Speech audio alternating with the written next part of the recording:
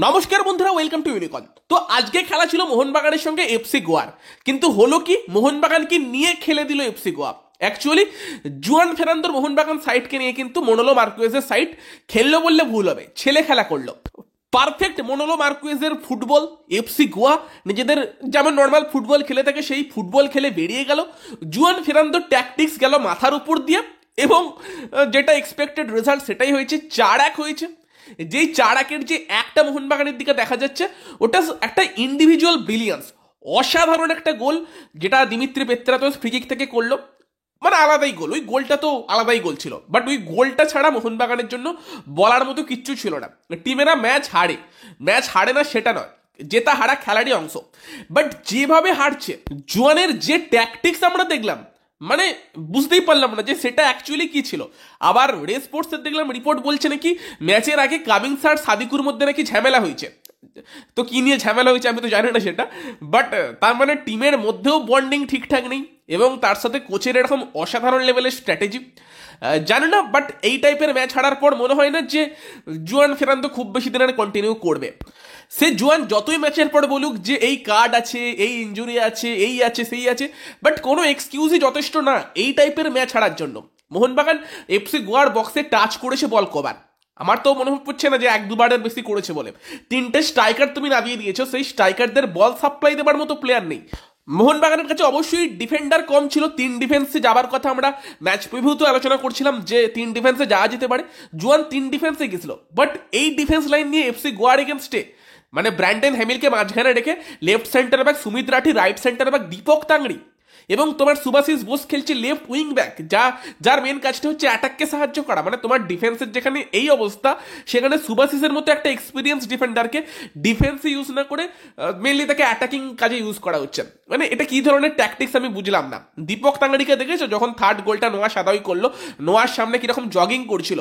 Second হাফে দেখলাম Glenn Martin's হয়ে গেল তোমার সেন্টার ব্যাক। মোহনবাগান লাস্টের দিকের প্রায় 20-25 মিনিট খেললো 10 জনে, না মোহনবাগানের কোনো প্লেয়ার রেড কার্ড দেখেনি, বাট জুয়ান 5টা সাবস্টিটিউশন ইউজ করে ফেলেছিল। ব্র্যান্ডন হ্যামিল ইনজিওর্ড হয়ে যায়, সম্ভবত হ্যামস্ট্রিং ইঞ্জুরি, এবং সেই কারণে মোহনবাগানকে 10 জনে খেলতে হয়। মানে নামতে বা সুহেল ভাট এই প্লেয়ারগুলোকে কি ওই সময় নামানোর দরকার ছিল? নামিয়ে কি বিশাল কিছু ইম্প্যাক্ট ফেলা গিয়েছে? এবং সেইভাবেই সাবস্টিটিউশনগুলো নষ্ট হয়েছে। গ্ল্যান মার্টিন্স যদি 90 মিনিট খেলার জন্য তৈরি না থাকে, তাকে হাফ টাইমেই তুলে নেওয়া যেত, বা যখন দরকার পড়ছে তাংড়ি অথবা রাঠির মধ্যে কাউকে রেখে, কারণ বিশাল কিছু ডিফারেন্স তো সেও তৈরি করতে পারছিল না।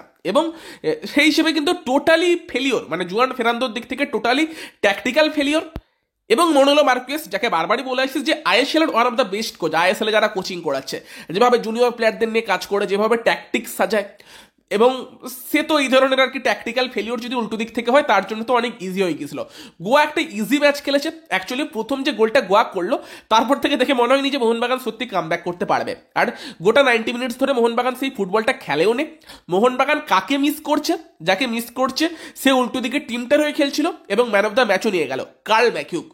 মানে এই সিজন যদি আর কি এফসি গোয়া লিগ শিল্ড জেতে, সব থেকে বেশি থ্যাঙ্কস তারা কিন্তু মোহনবাগানকেই দিতে পারে, কার্ল ম্যাকিউগের মতো একটা প্লেয়ারকে তাদেরকে দেবার জন্য। অসাধারণ কার্ল ম্যাকিউগ মিডফিল্ডে রাজত্ব করলো, ম্যান অফ দ্য ম্যাচ হলো। মোহনবাগানের দিকে তাকে তো মিস করছিলামই, এবং তার সঙ্গে গোটা ফার্স্ট হাফ জুড়ে একটা ক্রিয়েটিভ প্লেয়ারের অভাব স্পষ্ট বোঝা যাচ্ছিল, যে ওপরের দিকে 2-3টে স্ট্রাইকার রেখে তো সেরকম লাভ নেই যদি নিজ থেকে বল সাপ্লাই না দেওয়া যায়। এবং সেক্ষেত্রে সেকেন্ড হাফে সেই ট্যাকটিক্স জুয়ান চেঞ্জ করেছিল, পেত্রাতোসকে মানে প্রায় সেন্ট্রাল মিডফিল্ডার হিসেবে খেলাচ্ছিল। তবে তাও হুগো বুমোসকে, যাকে প্রথম থেকে তো নামাইনি, মানে সেকেন্ড হাফের শুরু থেকেও নামাইনি, তাকে নামাতে 60 মিনিট করে দিল। তো টোটালি জুয়ানের ভুলেই কিন্তু গোয়া এইভাবে মোহনবাগানকে নিয়ে ছেলে খেলা করেছে। ম্যাচ হারা একরকম, আর এইভাবে ম্যাচ হেরে যাওয়া এরকম একটা স্টার স্টাডেড স্কোয়াড নিয়ে, সেটা অন্য ব্যাপার।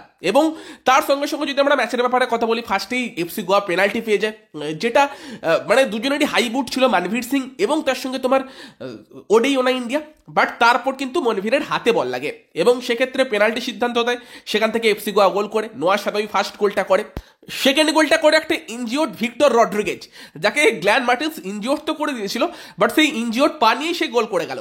এবং সেই গোলটার ক্ষেত্রে অ্যাটাকটা হলো সুমিত রাঠির সামনে দিয়ে ব্রেন্ডন ফার্নান্ডেজ করলো, এবং সেখানে ভিক্টর রড্রিগেজ আর কার্ল ম্যাকিউগের মধ্যে একটা দুর্দান্ত আমরা কম্বিনেশন পেয়ে দেখলাম। অসাধারণ একটা 1-2 খেলে কিন্তু আর কি ভিক্টর রড্রিগেজ কার্ল ম্যাকিউগকে বল দেয়, দেন কার্ল ম্যাকিউগ রিটার্ন বল দেয়, ব্রিলিয়ান্ট ফিনিশ। মানে এই ধরনের গোল দেখতেও ভালো লাগে, সুন্দর একটা গোল করে এফসি গোয়া। 2-0 হয়ে যায়। দেন থার্ড গোলটা তো নোয়ার সাদাউই, তার সামনে দীপক তাঙ্গারি তাকে ক্লোজ ডাউন করা তো দূরের কথা, তার সামনে জগিং করছিল। দেন ইজিলি নোয়ার মতো প্লেয়ারের জন্য তো এটা অনেক ইজি ছিল, মানে একটা কর্নার ফিনিশ করে 3-0 হয়ে যায়। এবং সেখানে ফার্স্ট হাফেই এফসি গোয়া ম্যাচ ফিনিশ করে দিয়েছিল, এবং সেখানেই নোয়া একটা ফাউল করে এবং মোহনবাগান অনেকটা দূর থেকে একটা ফ্রি কিক পায়। বাট ওটা কি ফ্রি কিক ছিল, মানে দিমিত্রি পেত্রাতোস যে ফ্রি কিকটা মেরেছে আলাদা লেভেলের ফ্রি কিক ছিল, মানে অসাধারণ ফ্রি কিক। তো এই মরসুমের যদি শেষে ওটা টপ 3 গোলে থাকে অবাক হব না, ইভেন টপ গোল হলেও অবাক হব না। যে লেভেলের ফ্রি কিকটা ছিল মানে অনবদ্য, পেত্রাতোসের ইন্ডিভিজুয়াল ব্রিলিয়ান্স, সেখান থেকে মোহনবাগান একটা গোল পায়, 3-1 যায়। তবে সেকেন্ড হাফেও জুয়ান ফেরান্দো টিমের সেরকম কোনো হাল পরিবর্তন করাতে পারেনি। গ্ল্যান মার্টিন্স দেখলাম সেকেন্ড হাফে সেন্টার ব্যাক খেলছে, নামতে এসে কি খেলছিল জানি না, রাইট উইং ব্যাক নাকি রাইট ব্যাক। কিয়ান নাসিরও নেমেছিল, বাট তাকে অপোনেন্টের বক্সের থেকে নিজেদের বক্সের সামনে বেশি দেখলাম, তার রোলটাও বুঝলাম না। তো সেক্ষেত্রে মানে সেকেন্ড হাফেও মোহনবাগান মনে হয় না যে গোয়ার গোলকিপারকে টেস্ট করতে পেরেছে। অন টার্গেট শট একটাই ছিল, সেটা ওই দিমিত্রি পেত্রাতোসের ফ্রি কিকটা। অন টার্গেট শট তো দূরের কথা, একটা যে তুমি মানে অ্যাটাকিং লাইনে গিয়ে ভালো কোয়ালিটির ফুটবল দেখবে, সেই ফুটবলটা পর্যন্ত মোহনবাগানের তরফ থেকে আসেনি। এবং সেক্ষেত্রে 4-1 একদম ডিজার্ভিং রেজাল্ট, কোনো সন্দেহ নেই সেই ব্যাপারে। এবং মোহনবাগান সব থেকে গুরুত্বপূর্ণ ম্যাচটা কিন্তু খুব জঘন্যভাবে হারলো, এবং এফসি গোয়া কিন্তু লিগ শিল্ডের দৌড়টায় অনেকটাই এগিয়ে গেল। মোহনবাগান মুম্বাই সিটি এফসি এবং এফসি গোয়া দুটো ভালো টিমের সাথে পরপর হারলো। যে টিমগুলোকে মোহনবাগান হারিয়েছে তারা কিন্তু সবাই স্ট্রাগল করছে, একটু ভালো টিমের সামনে পড়লেই কিন্তু জুয়ান ফেরান্দোর সাইডও স্ট্রাগল করেছে। তো সেক্ষেত্রে তোমরাই তোমাদের মতামত জানিও। আই থিঙ্ক ফ্যানাডা লাস্টের দিকে বোধহয় চ্যান্টও করছিল গো ব্যাক জুয়ান, গো ব্যাক জুয়ান।